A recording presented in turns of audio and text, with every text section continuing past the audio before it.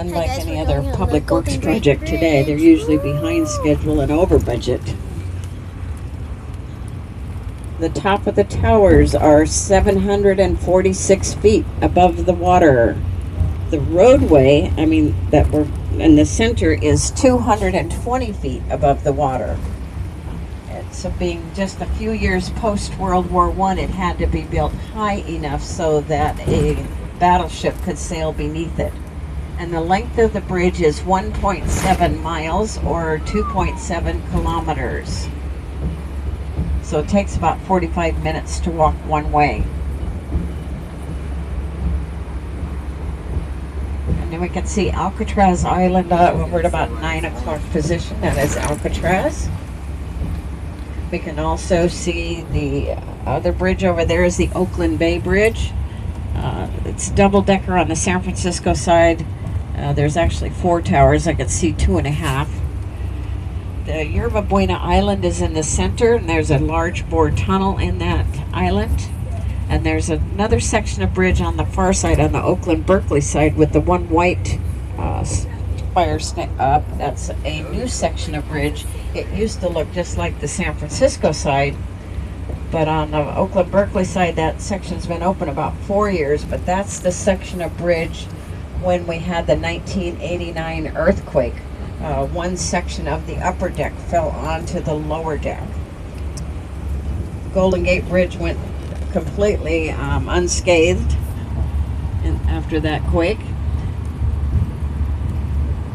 And that earthquake happened right a couple of minutes after 5 p.m. on a weekday, I think a Tuesday. Normally there's massive traffic, of course, at 5 o'clock, people leaving San Francisco. But because it was October 17th, 1989, the World Series was going on between the Oakland A's and the San Francisco Giants, the two Bay Area baseball teams. And so everybody was either left work early, called in sick, or glued to a television set somewhere. So the traffic was extremely light. Otherwise, there would have been a lot more loss of life on the roadways then. We're going to go through the toll plaza. And of the 5 major bridges that span the bay, this is the only one that does not have human toll takers. Most of us have these little electronic devices called Fast Track. When cars go through there, it's $7 deducted from our Fast Track account, which we set up on the internet linked to a credit card. Cars without the Fast Track device, it's $8.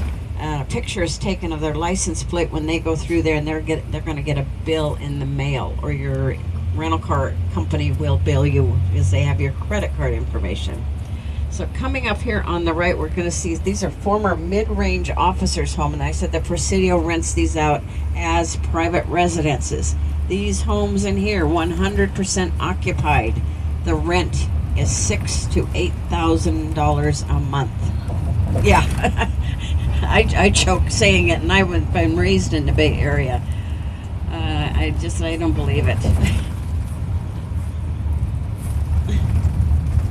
Well, but San Francisco, I said, we're the most expensive city. Everything is really high now, real estate all over the Bay Area.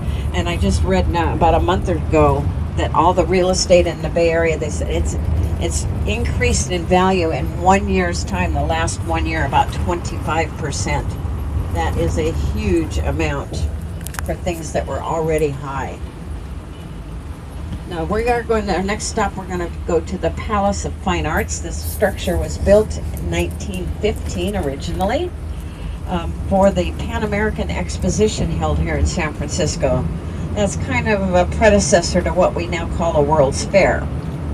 So there was over 200 structures built out here along the waterfront, most of them built out of chicken wire plaster Paris, meant to be temporary. After that exposition was over, the workers began tearing the buildings down, but they got here to the Palace of Fine Arts, the last one standing, and the people said, why don't we save it? It's such a beautiful structure.